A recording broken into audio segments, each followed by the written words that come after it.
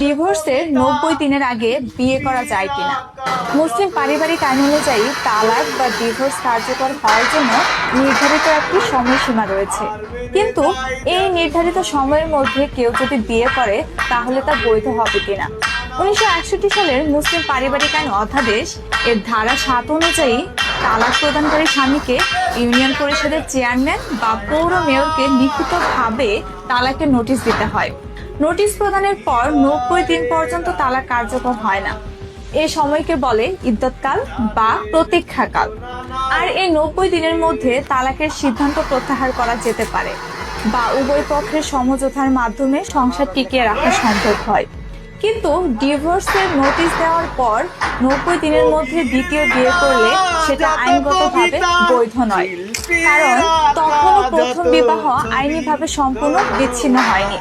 এটি বহু বিবাহ ও অবৈধ বিবাহ হিসেবে গণ্য হতে পারে। তাই ডিভোর্সের নোটিশ দেওয়ার পর 90 দিন পূর্ণ হওয়ার আগেই দ্বিতীয় বিয়ে করা আইনত অবৈধ।